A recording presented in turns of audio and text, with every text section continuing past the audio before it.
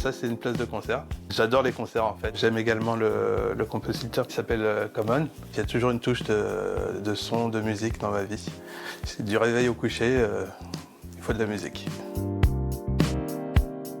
J'ai travaillé dans l'informatique pendant de nombreuses années. J'ai pratiqué pas mal de choses qui sont plus ou moins indispensables dans les métiers du son. Et là, je suis actuellement en période de reconversion professionnelle.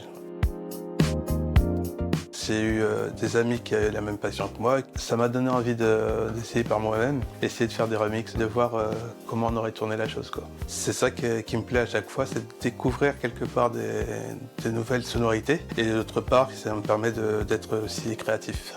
Pratiquer de la musique, ça m'a donné envie de travailler dans ce milieu et essayer de me faire plaisir vraiment en travaillant. Donc une disquette. C'est un outil que j'utilise énormément sur des équipements tels que des sampleurs, des boîtes à rythme, des choses comme ça. Je travaille sur des machines des années 80-90. En fonction de quelle touche j'essaye d'apporter, tel appareil, ça permet d'aller plus en profondeur. C'est comme ça que je monte les différentes pistes que j'ajoute à mes samples ou soit j'essaie de composer totalement avec des instruments. Je me dis que j'ai quand même certaines notions que j'aimerais pouvoir parfaire et j'avais envie de me donner les moyens de devenir ingénieur du son. En fait, ça a toujours été difficile pour moi de travailler avec, mais sur plus de 20 ans d'expérience de travail, j'ai su faire abstraction de cela pour essayer de travailler comme une personne qui n'a pas de handicap en fait.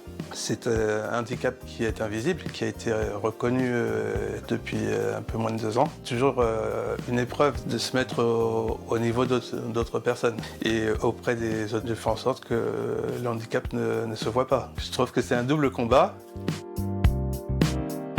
J'ai fait énormément de recherches en fait. J'ai participé à de nombreuses journées portes ouvertes et j'ai pu rencontrer de nouvelles personnes qui travaillaient dans le son. J'en suis à l'étape où je vais pouvoir débuter une formation en tant que technicien d'exploitation son à l'INA à partir du 2 janvier 2025. C'est une formation qui me permettra de mettre le pied dans le monde de l'audiovisuel pour vraiment monter en compétences aussi. Et au gré de nombreuses expériences que je pourrai avoir par la suite, ça pourra me permettre, je l'espère, de m'élever au rang d'ingénieur du son. Ça m'a donné un nouveau souffle en fait, se dire qu'on va aller de l'avant et on va faire en sorte de trouver quel métier on peut faire, trouver la manière de s'organiser pour le faire. C'est mon conseiller Cap Emploi qui m'a parlé de ce projet en fait. Il m'a incité à venir découvrir ce que c'était. Je me suis lancé le challenge de faire le générique de l'émission.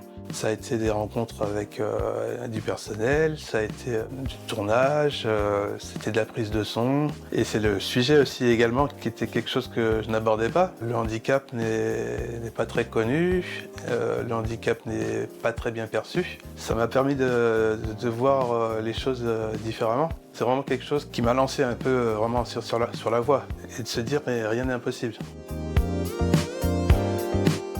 J'ai une envie débordante de pouvoir travailler dans tout ce qui est les mixages en fait, du sound design, voir si on peut travailler dans le cinéma, aussi la post-production.